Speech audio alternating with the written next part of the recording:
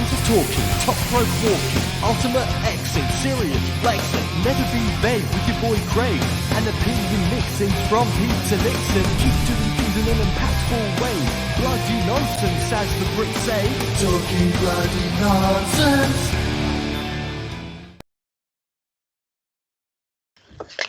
Yes, it's me, it's the MIC, Craig, aka Mr. Impact.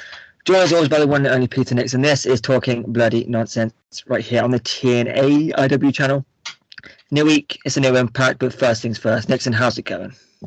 All good here, thank you, Craig. Very much looking forward to this weekend. As you're here in the final 10 this weekend, this Saturday is Pro Wrestling East Rock'em Sock'em Wrestlers, and I'm in the semi-final of the tournament to crown the first ever men's champion, Wrestling Gene Money. So it's nice. a dream match for me, and very excited, nervous and excited for it. But yeah, that's my life at the moment. How about you? Yeah, bit hectic, but it's settling down now. The most important thing is this can keep rolling, we can keep rolling, and more importantly, Impact keeps rolling. Absolutely. So as you can see, I think above Nixon is what we have on tap for tonight. We're going to be discussing, of course, NXT UK, the releases and the effect it might have on the UK independent scene. Tenille Dashwood is a free agent, and as announced by Impact Wrestling, Aussie Open are coming to Impact to have a dream match against the Motor City Machine Guns. And we're going to touch on Royal Quest. As Nixon alluded to, the final 10, it's what we mean the final 10, but it's something we've trying to get on for a long time. It's happened. Short appearance, but first of many, I'm sure. Yes. But I guess without any further ado, let's get into the NXT UK releases. Last week there was rumours that something was going to happen with NXT UK. Tyler Bates showed up on NXT 2.0 with the NXT UK Championship in the middle of a tournament to crown a new NXT UK champion. But if you've read the spoilers, you've already known. And it's going to be in NXT Europe, merging the two brands by the looks of it. But unfortunately, there were a few releases that came about. I'll go through all of them. Mark Andrews, Flash Morgan Webster, Wild Boar, Amal, Zaya Brookside, Eddie Dennis, Saxton Huxley, Amir Jordan, Danny Luna, Dave Mastiff, Amelia McKenzie, Primate, Nina Samuels, Shah Samuels, Trent Seven, Ashton Smith, Jack Stars, Tyson T-Bone, Tierman, and Kenny Williams. That is a list. So obviously it's unfortunate that more releases have happened, but I don't know about you, I'm excited for the UK scene now.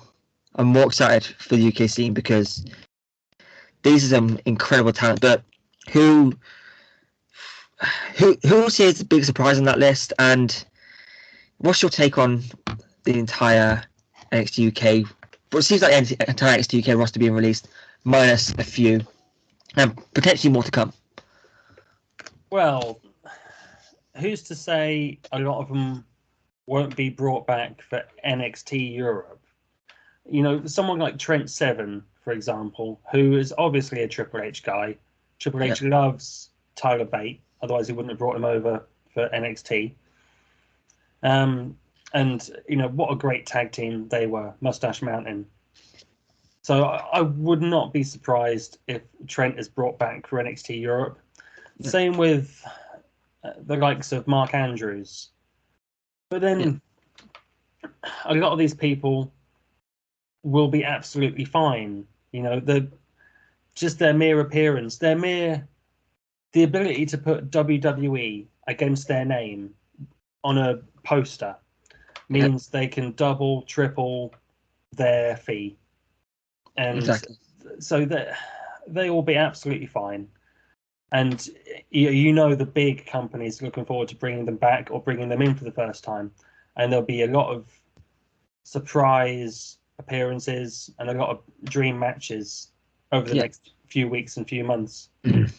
So I don't look at it as a massive negative. I know a lot of people have lost their jobs, and that's a bad thing, obviously. But 99% of them will be absolutely fine. But yeah, I'm looking forward to seeing what someone like Sam Gradwell, for example, just off the top of my head, someone who I never really saw much of on the indie scene before NXT UK.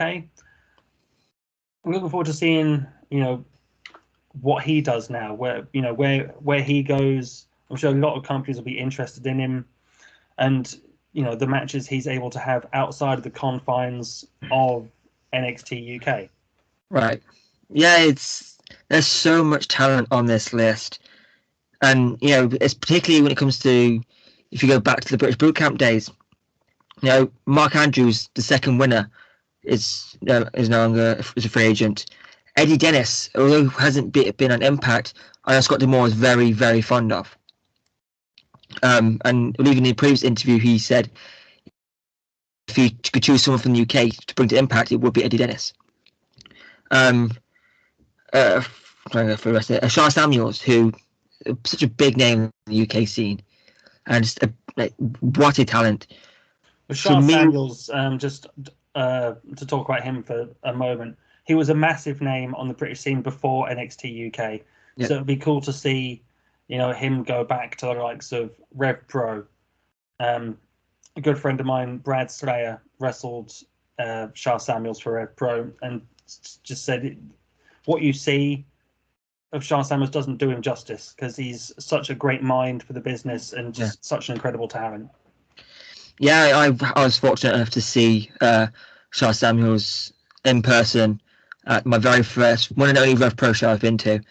Had a match against Gabriel Kidd. Gabriel Kidd's last match in the UK before heading off to being part of the Young Lions. Yeah, for me, Millie McKenzie.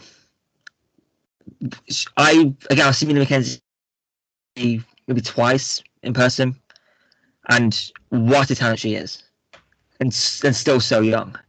Mm-hmm. When she got signed to NXT UK, I was so happy for her, because a lot of people the world get to see what she can do. And Tyson T-Bone, who is Tyson T-Bone is from the same place. Well, he's from Worcester, same as me. So it was so cool seeing someone like from where I live now on in the biggest wrestling company in the world. And I could go on and on. Ashton Smith, phenomenal talent. Nina Samuels, again, primate, a legend of the UK scene. And it was someone who we thought had retired before shown up to NXT UK. Kenny Williams, obviously, ICW, walking back with open arms. Mm-hmm. It's so much talent on here. Xia Brookside, this really surprised me because of how her dad is so well respected in WWE as a trainer. That one was a surprise, but Trent Seven was the biggest surprise. But yeah, we never know who might go back. But Mark Andrews, obviously, it felt like he was pretty close to becoming the X Division champion before the NXT UK tournament started up. Like, he was getting that push, just turned heel on DJZ and Braxton Sutter. Felt like he was getting that push to face DJZ for the X Division championship. Do you think maybe the door is open for him? Do you reckon Impact, he might show up an Impact at some point? Obviously, visa's an issue now, but I think the door is open for most of the people that have just come out of NXT UK. It's just the logistics of getting them over to the States. Yeah, paying that plane ticket. Yeah, exactly. Making it worth their while. If Impact were to pair with MLW or GCW or one of the other big North American companies, then who's to say someone like Nina Samuels or Millie McKenzie couldn't do a tour of, do Impact, MLW, GCW, etc., and just make like I said, a tour of the states. As long as their plane tickets are sorted, I can't see that being an issue. And that's the thing, when NXT UK started up, there was a lot of praise, but there was also a lot of skepticism from a lot of people, and which I guess in some way has been proven correct. NXT UK, although it's helped a lot of people, I know a lot of people weren't that interested in watching any of it, which is kind of disappointing. But because then the UK scene was doing so well, it was the hottest it had ever been in so long. NXT UK came around, and objectively looking at it now, it stalled the UK scene massively. It had to come through a second wave, it's coming through now. It's taken to now to get it back on the running box. Obviously, speaking out didn't help, but that was a necessary thing. It had to happen. Of course. But it's taken to now for the UK scene to get back, and now NXT UK is done. It's obviously there's still plenty of people who haven't been released, like Eliza Alexander, the former Lizzie Evo. She's still a part of their NXT UK, as far as I'm aware. Tyler Bate, who same age as me and is killing it as NXT UK two-time NXT UK champion. If the UK scene, there's a lot of UK wrestlers around who are finally getting eyes on them.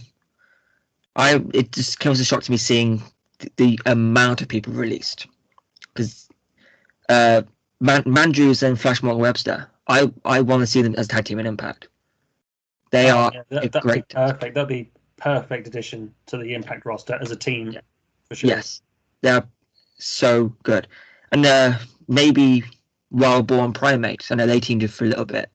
I like to see that as a team. There's so much potential on this list. Dave Mastiff, who I really rated as part of the UK tournament. Mm-hmm.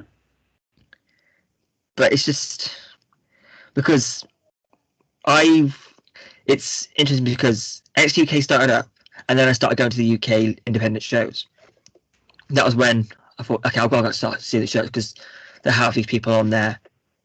Because even though they were NXT UK talent, there was most of them still allowed to work the occasional independent date, which is how I became familiar with Zaya Brookside. So I've seen her 3 times at Kamikaze Pro now.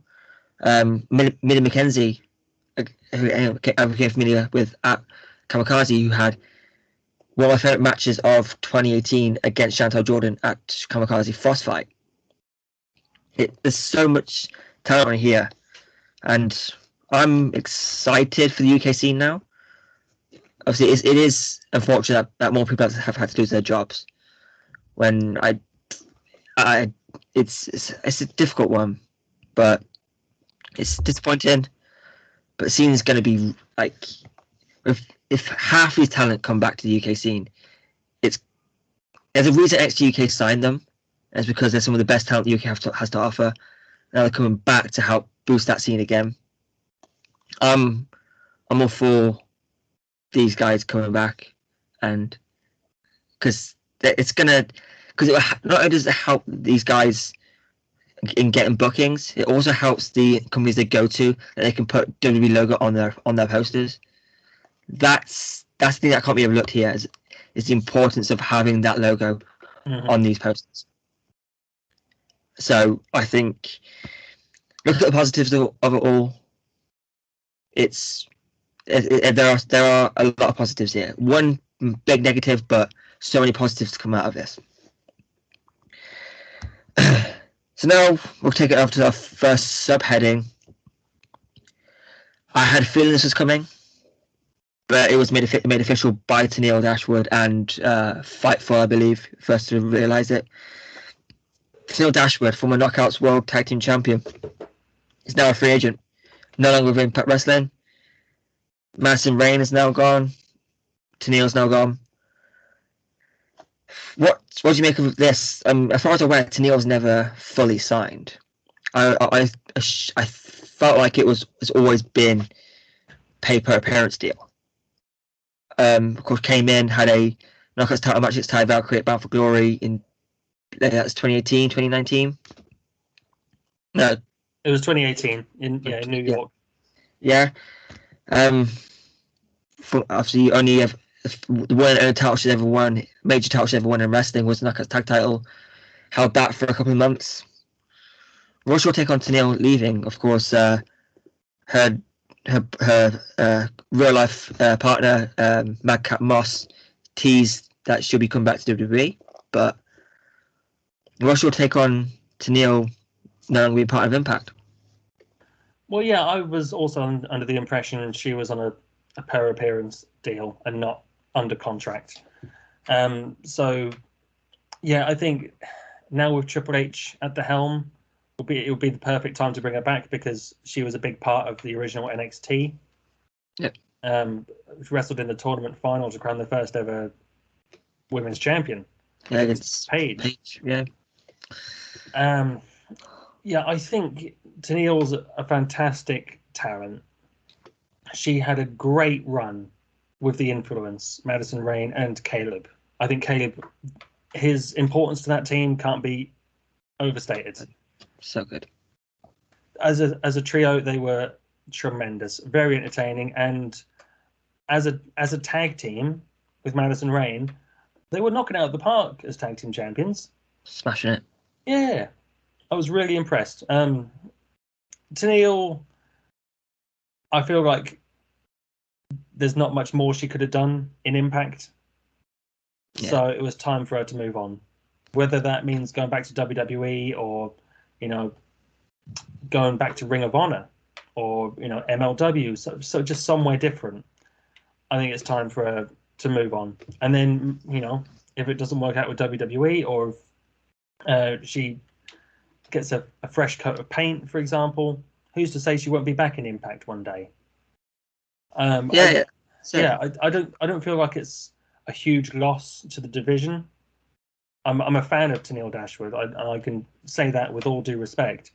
Yep. I don't think it's a massive loss just because I don't know what else she could have done. No, I'm with you. I'm with you on that. Tenille, a good hand in the Knockouts division, a very good hand. When she first came in, I wasn't completely sold. I thought, it's just Emma, the character that really didn't work because of the main roster booking. That's Emma in NXT worked. Her match at Takeover London against Asuka. I believe it was Asuka. I've got a feeling it was. No, it's TLC Asuka. Who she face that? Who did she face at NXT Takeover London? Do you mean Google it? Yeah, you might have to do a Google job. Yeah, but that was the one and only Emma match in WWE that I really liked, but even the TLC match against Asuka and Asuka's main roster debut was really good. Then she got the Emelina gimmick, which lasted it was promoted for about 2 months, lasted 20 seconds. But when she first came into Impact, I wasn't completely sold. They debuted her at the Mexico TV tapings, which, in my opinion, wasn't the right move.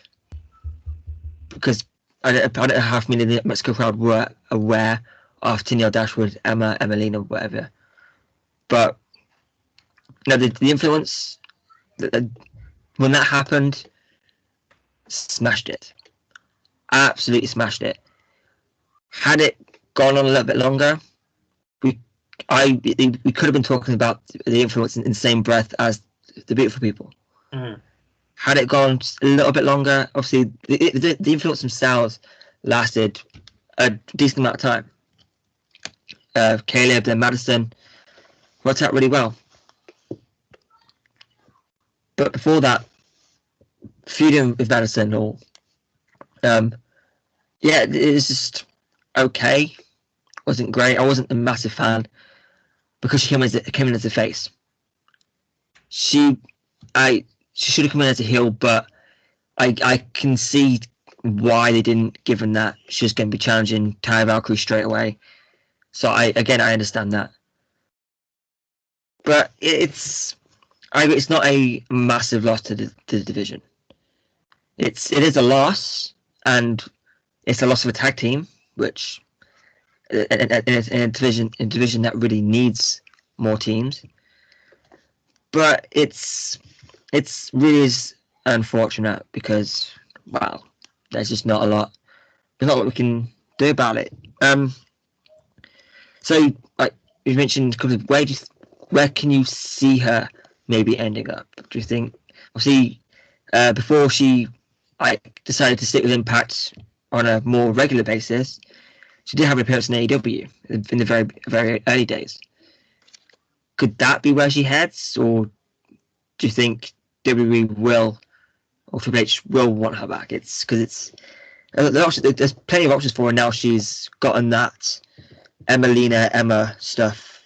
She stepped away from that side of her character and got, even though it's kind of similar, she still managed to separate those two really well and become Tenille Dashwood instead of being referred to as Emma all the time.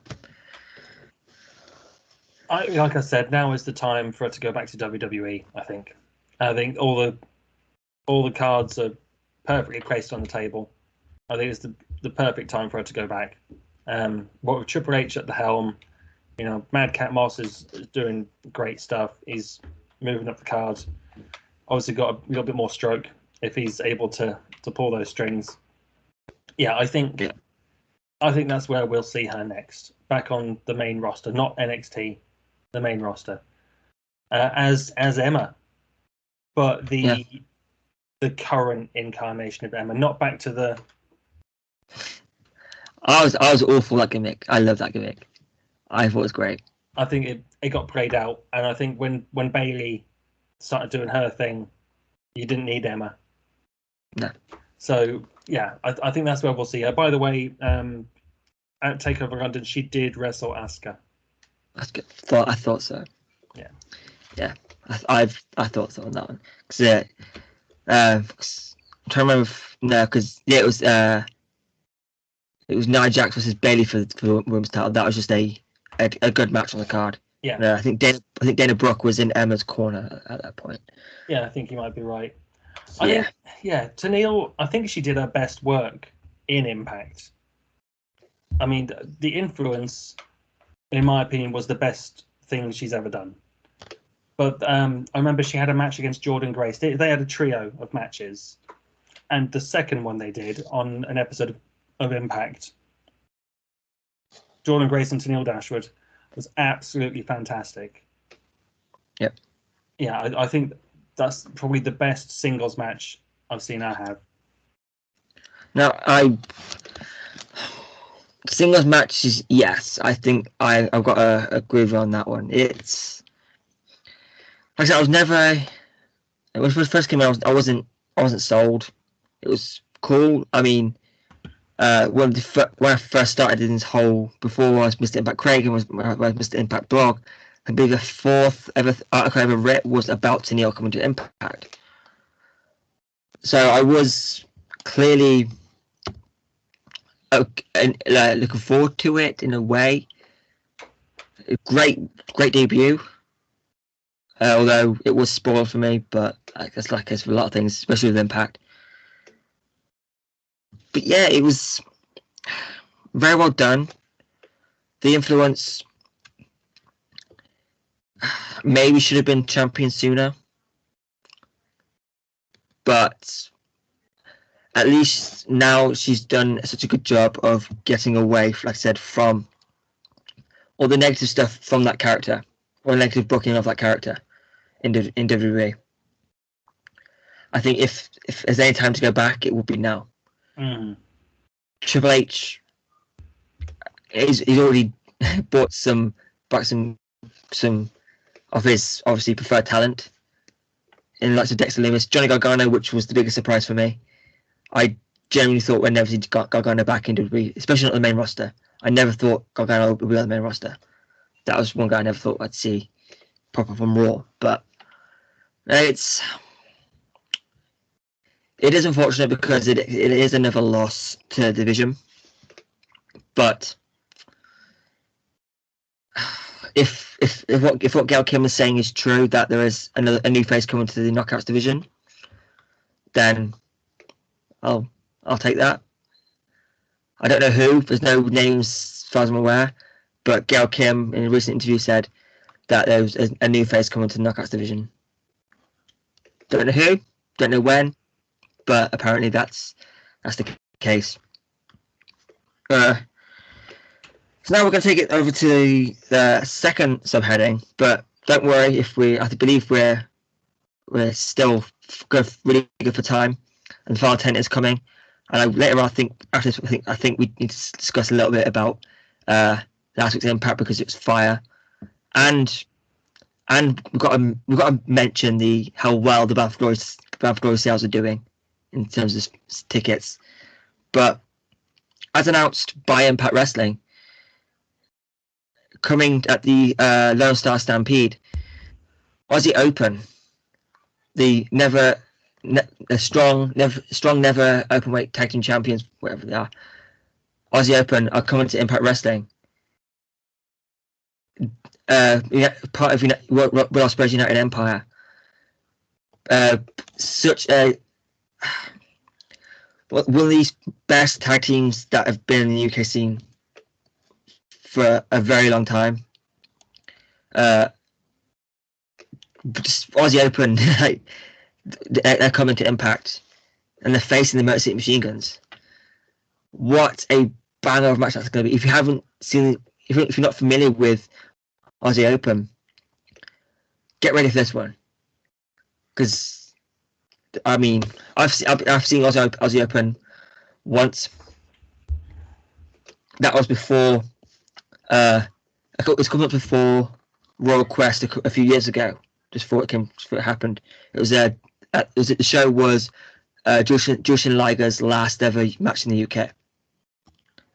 And on the card you had like that's the first time I saw Speedball Matt Bailey, Mark Haskins, Hikuleo was on that card. It was Chris Bay and Hikuleo versus Michael Oku and Jushin Liger in the tag team match in the main event. So many incredible guys on that card. Matt Sydal versus Pac. It was a banger of a show in Cheltenham Town Hall, which is just I love it when it happens. But Aussie Open on that card, and I can't remember who they beat. I should remember. It was about 3 years ago now, but they in that show they won the right to face at the time the IWGP Heavyweight Tag Team Champions in the Gorillas of Destiny for Tonga and Tangaloa. But yeah, what's your take on Aussie Open coming to Impact? Because I thought they'd be if they were going to be in the States, I thought they'd be as strong or AEW. But Impact have pulled a coup on this one, and they've got Aussie Open coming in. What's your take on that? I think it's a great. Well, it's not an acquisition, is it? Because they haven't been signed to Impact, but a great addition to the Lone Star Stampede set of tapings. Yeah, and that match is a world dream match, isn't it? Aussie Open versus the Motor City Machine Guns. Yeah, I think D'Amore is very smart for promoting that one, because that'll get eyes on the product, and definitely the people in attendance for that will be very lucky to have witnessed it live. Yeah, we had Kyle Fletcher on the first ever Pro Wrestling East show in the main event against Gene Money. I've never seen Mark Davis. Yeah, as tag team partner. Yeah, I've never seen him wrestle live, but I've seen a lot of their work in Rev Pro and on AEW and New Japan. And I think they're on Dynamite tomorrow. Yesterday. At some point, they'll be on Dynamite. Yeah, they were on Dynamite yesterday or Rampage tomorrow, one of them, against in the trios tournament. So more eyes on Aussie Open. So it's very, very cool that they're coming to Impact, and because of their association with Mr. William Ospreay, we're one step closer. So that very bold prediction. To my dream match of Ospreay versus Josh Alexander for the Impact World Title. Yeah, when I saw that announcement, I was very excited because if you're a fan of the UK independent scene, you're familiar with Aussie Open, very familiar with Aussie Open. But obviously, it ties in, I guess, in some way. New Japan Pro Wrestling are bringing Royal Quest back to the UK. 2 days at Crystal Palace Park arena. I can't remember. I should check this, but yeah, they're coming to London. I believe the card has been announced, but I don't know what's going on there because he's taking paternity leave. Congratulations. But I was gonna Ospreay obviously just lost the undisputed Rev Pro British Heavyweight Championship to TBN Chats OG and Ricky Knight Jr. I popped huge when I saw that result. I was so happy because if you watch the interview, RKJ made it clear he wants that title, and now he's got it. And so massive congratulations to Ricky Knight Jr. becoming the undisputed British Heavyweight Champion. Yeah, I messaged Ricky when I found out that he'd won the championship. I enjoyed their previous match at I think it was at High Stakes last year. I enjoyed it so much that I cannot wait to see this past Saturday's match. That's so cool because I think we might have to try and get a part 2 of it now. Yeah. We might have to try and get a part 2 with the champ. Finally, the champ. But yeah, so Royal Quest is coming. Can you maybe see Impact getting some involvement in this? We've got the never tag team champions. Impact have been involved in New Japan for some time. Impact have been wanting to get back over here. Do you think? Can you see a way of even always which be straight New Japan, maybe a few AW guys, or how would you want this to work? Would you want more Impact guys over here? Do you think New Japan will keep it to themselves, or how do you see this one going? I think because it's soon, right? It's in a few weeks. Next few weeks. Yeah. I think it would be better for New Japan to keep it as a New Japan presentation with maybe a few British guys. It'd be cool to have some Impact representation on there. The Good Brothers, maybe if they're still tag team champions at that time, maybe swinging the belts around or even defending the belts. Yeah. I know Josh Alexander wrestles for New Japan Strong. So if he were to go over and represent Impact as the world champion, that would be really cool. But the British fans that go into a New Japan show are going to watch New Japan. Yeah. And it saddens me to say that they're not there to watch Impact. Right. They're there to watch New Japan. So I think it should be a New Japan presentation. When Impact finally come back over, it should be an Impact presentation. Yeah. I've kind of got a agree on it. As much as I want to see Impact represented back in the UK, obviously there have been a few. Eric Young recently been over here. Ace Austin is coming back over here soon.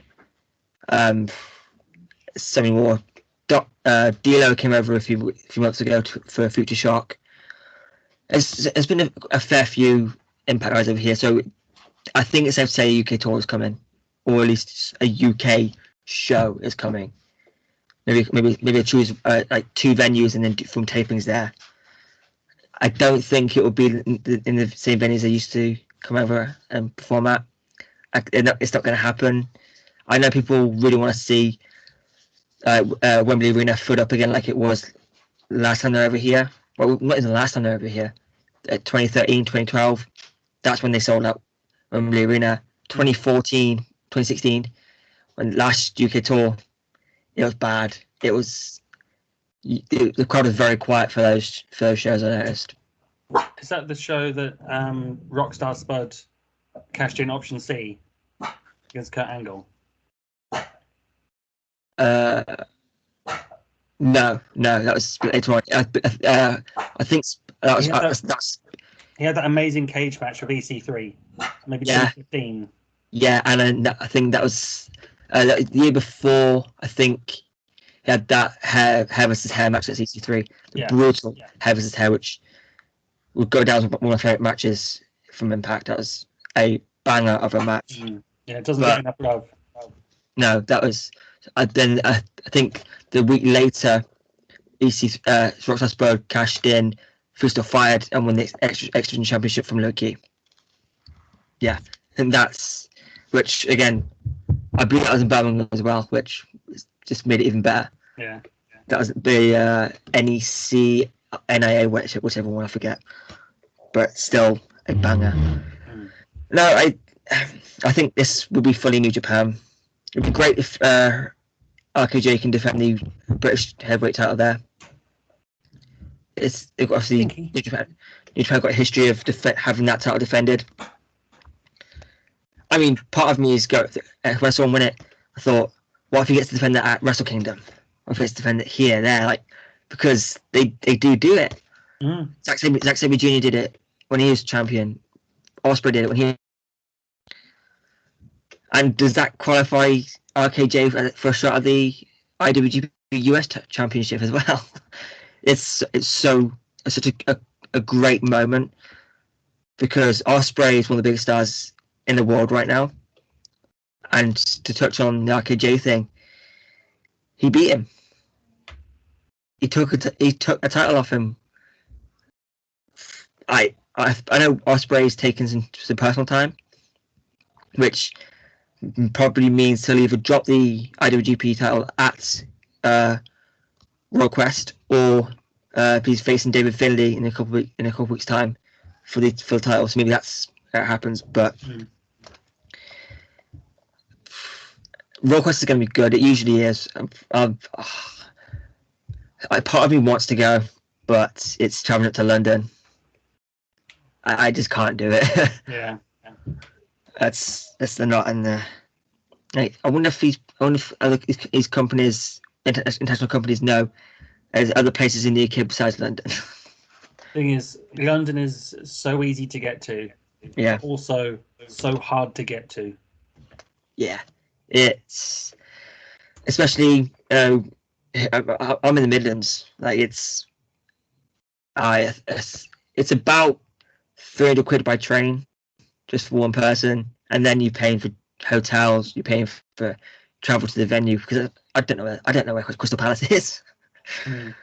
So, but it's cool because considering New Japan don't have a television network deal over here,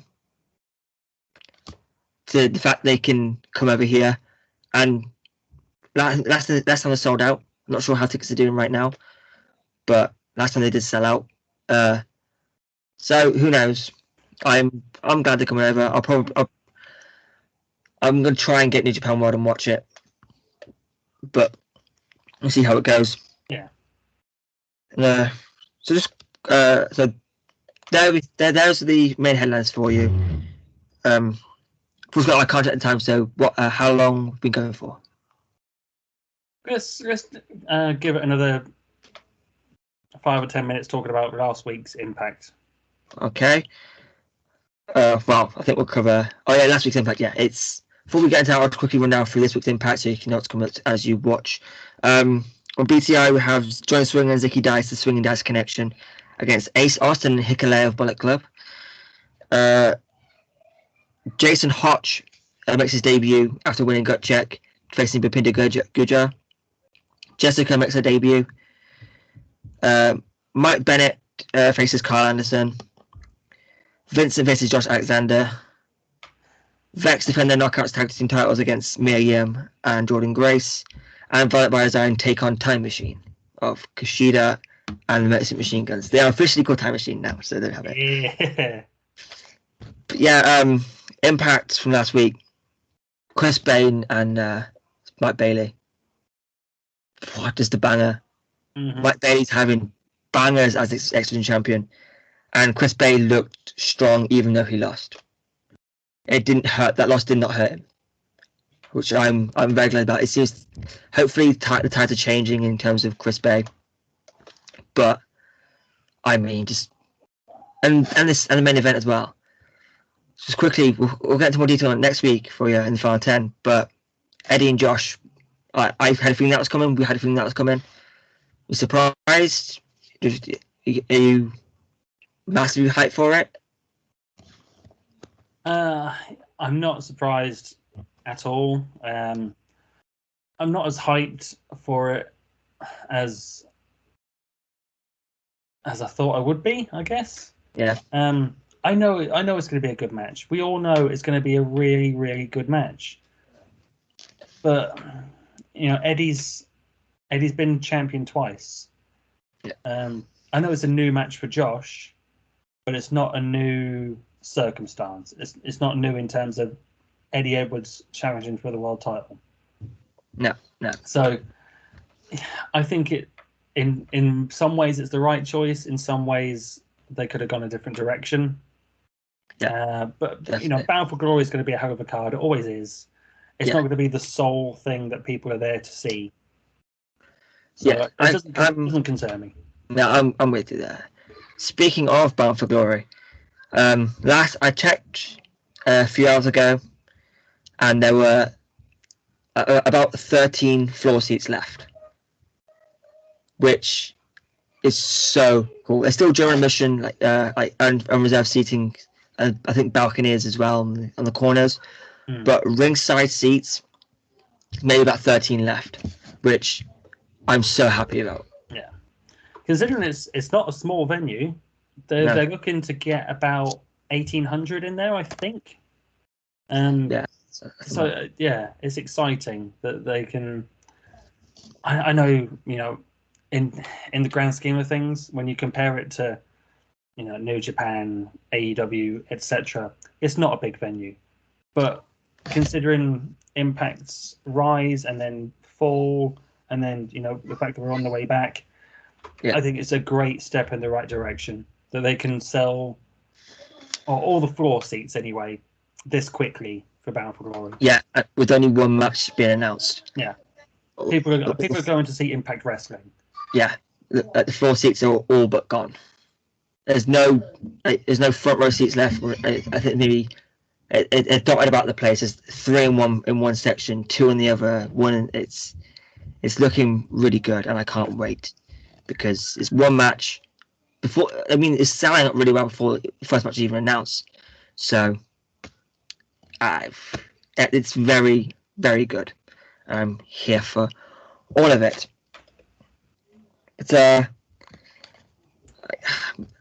But is it time for the final 10?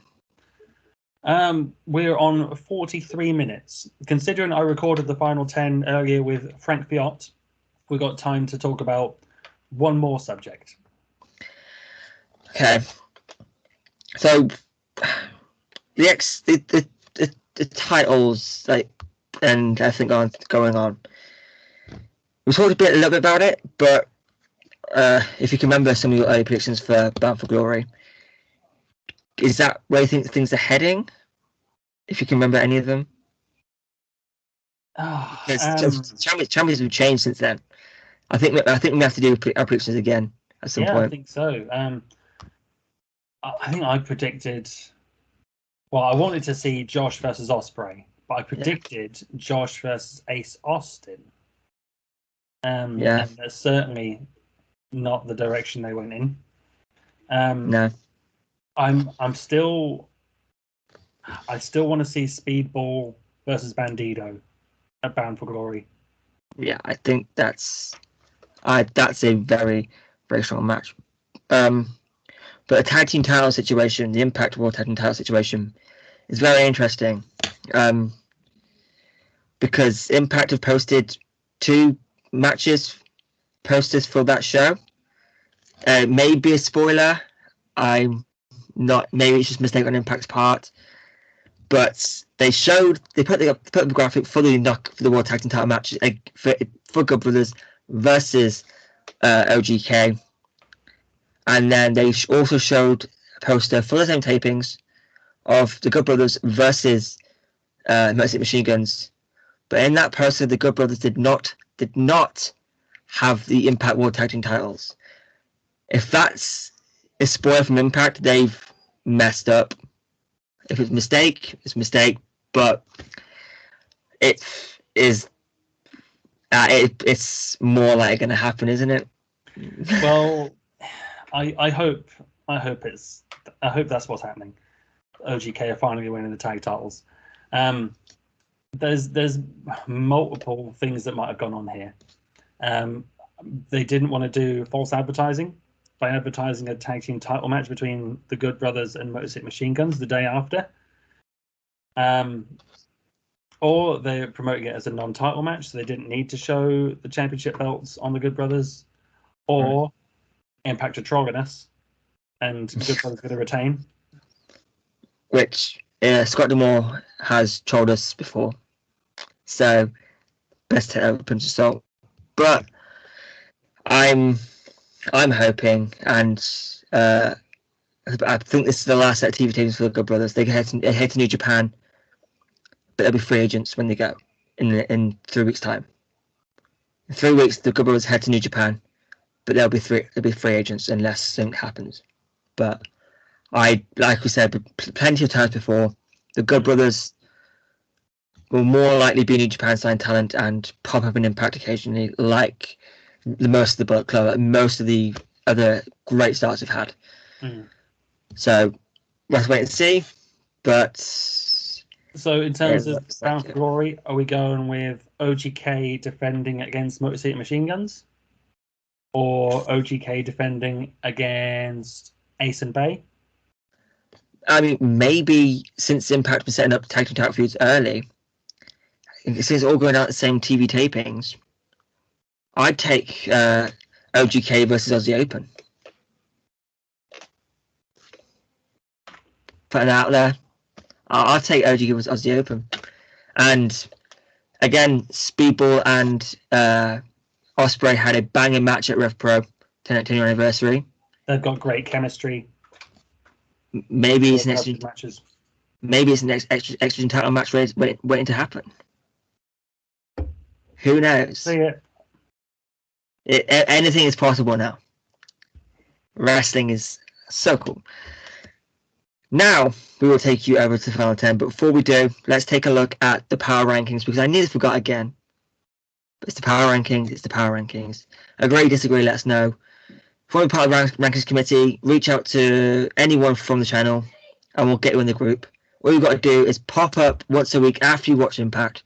Give us your top 10 of wrestlers featured on that week's Impact, and then you can go. You can meet the group. You can do whatever you want. You can live your life. But we disagree, let us know, and over to the power rankings with Tatia.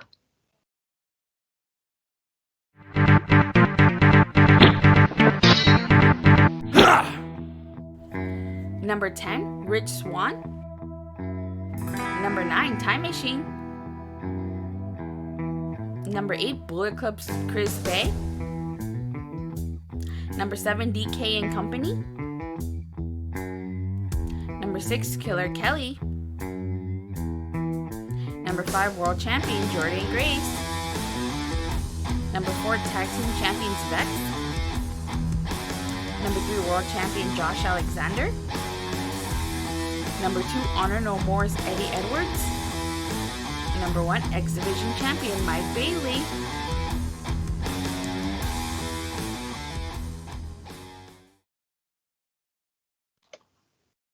We are back.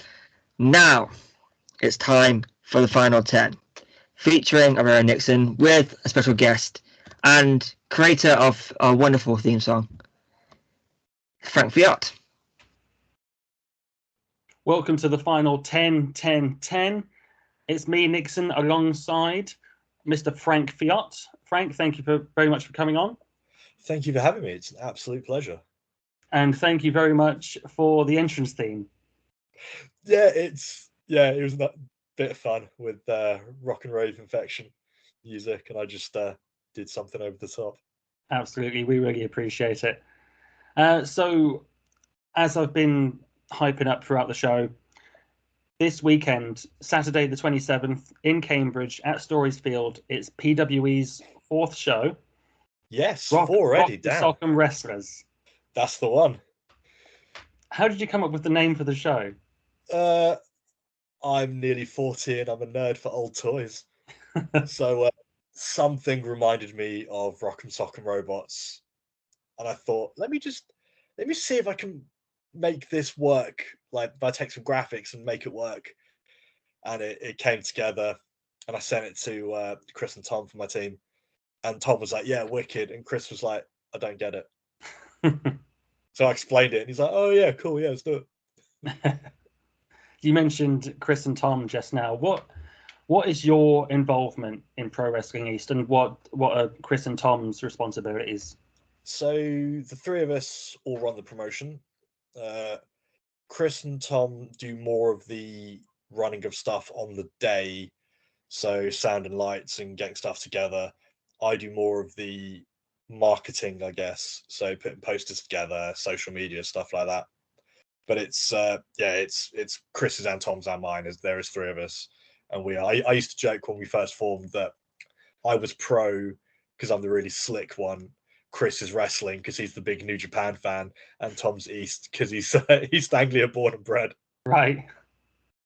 And between us, we are Pro Wrestling East. Excellent. But yeah, I'm kind of more of the face because I've hosted some of our shows before, and I'm the another one behind the social media. But there are the other two as well. We have like team meetings. We come up with like story plans and booking ideas, and we've got like a WhatsApp group chat and stuff like that. Yeah, wicked. So you're going to be emceeing the show? I am. Our normal guy, Sanj Sarati, couldn't make it. I love Sanj to bits. Unfortunately, these things happen, so I've been dragged out of retirement. So I'll be hosting the show. I'm not sure whether to wear a suit or, as it's a summer,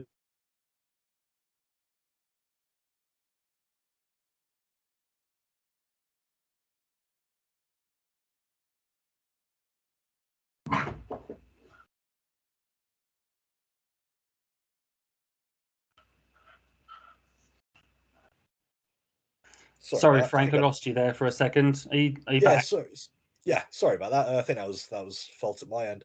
So yeah, I was just saying I don't know whether to do what I used to do when I hosted, which is wear full suits, or as it's the summer, maybe pretend it's Beach Ball Mania and wear shorts, vest, flip flops. Have one last summer party. Well, I mean, I think either would be suitable for the show. So we've been doing the tournament to crown the first Pro Wrestling East champions in the men's and women's divisions. How do you feel like the tournaments have gone so far? And how excited are you for the semis this weekend?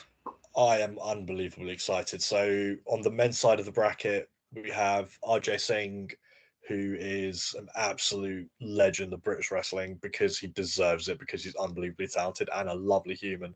Mm-hmm. He's taken on Scotty Rock, who debuted for us at our last show against Truman Roswell, and they got a standing ovation, and that was incredible. And the other semi-final is Gene Money, who is one of my favorite UK talents because he's so versatile, taking on some guy called Peter Nixon, who I think's from Norwich. I don't know, but he's some guy. And then on the ladies' side of the bracket, we have Nightshade, who's doing really good things for us as part of the villain group, the Diadem, and she's taken on Jetta, who kind of similar to RJ is one of those modern legends who is so highly regarded because they're that talented. And the other side, the other ladies match, we've got Charlie Morgan, who is just one of my favorite talents in the UK. She's just so good, and I'm so glad that she unretired and started wrestling again. And we've got her taking on Rita Slayworth, who's a fairly new talent who I'm really excited to see the future of. So it's a nice mix of local talent, national talent, fairly new talent, and also, you know, Brit Rest royalty, as it were. Yeah, definitely. It should be a good one. So all the semi-finals go down this weekend. When should we expect to see the finals to crown the champions? So the finals will both take place on Saturday, the 12th of November, at our home of Storiesfield Centre in Cambridge. The show's called Worth the Wait. Weight as in weight of a belt. You know, it's a pun. Hey, hey. The belts are being made as we speak. Tom's been that's been one of Tom's jobs, is he's kind of taken that from initial design through to getting them created, and they're going to be absolutely gorgeous because I know how much they're costing. So that's a Like big, that bloody be. yeah, but they're going to be gorgeous, and I can't wait for that show. I mean, the August show is going to be incredible, but I can't wait for that kind of end of season episode, as it were. I kind of sort of view this is season one. That one show we had before COVID, that was the pilot episode. And this is season one, where we're going to crown our two champions, our men's champion and our women's champion. And then season two, which is the 2023 shows, that's going to be more of a focus on crowning our inaugural tag team champions. So we have more belts coming for that as well. So it's all systems go at Team PWE. We've got a couple of tag team matches on this show in August, which is, some regular teams, some not so regular teams. We're just kind of, we're just watching some tag teams to see, who we might need to look at for this tag team title tournament. Well, yeah, that was my next question. What else can we expect to see beside the semi-finals on Saturday's show? So we've got 3 more tag matches. We have the Peace and Middle East Connection, which is Oliver Peace and Jordan Said, taking on Bald Beautiful Wrestlers, which is a team I made myself, of Sunset Skip and Simon Miller. And I'm very excited for that. Miller is just a wonderful human being and a great talent and super humble, even though he's well famous. Mm-hmm. So that's going to be awesome. We also have Fight and Flight, which is Bo Bells and Sky O'Shaw, who have been really growing into themselves in PW. They both had their first matches ever with us, and it's been amazing to watch them grow, even only a few months. And they're taking on Tarquin from the Diadem and Camille Hansen. So that's going to be sort of quite a blood feud building. And then we also have, I can't think, the 87 are going to be in attendance. That's it. Oh yeah, so, Roy Johnson. And Alexander Roth. So yeah. We'll see what happens with them. Something might happen, something might not. But they've asked for some time with the live microphone, and we'll see what transpires. Fair enough. And I understand you've got some very special raffle. People. Yeah, the raffles, it's an important part of British wrestling, and I don't want to do it myself this time. So Carnage and Tim Lee, 2 great talents in their own right. And Tim is one of the most charismatic people I've met in British wrestling. And Khan is more of a crazed wild man. So this is going to be probably quite fun watching Tim have to wrangle Khan, but they're going to be in charge of the raffle, not me. So I've outsourced it. Fair enough. Very unique job for them this weekend, and that's something that I think they'll both embrace. I think so. So what I like about PWE is it's not just a wrestling show. You've got so much else going on. You've got intermission. You've got DJ. Yeah, DJ Chris Groove. He's the resident Pro Wrestling East DJ. He's spinning tracks in the foyer before the show and during the interval. So you can expect all kinds of stuff from him, rock, metal, hip hop. He's just a great guy who just loves it, and he just really, really adds to the atmosphere.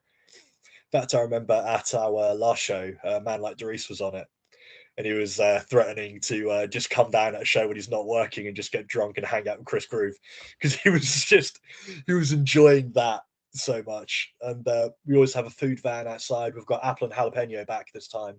Right. We had really good feedback from them last time.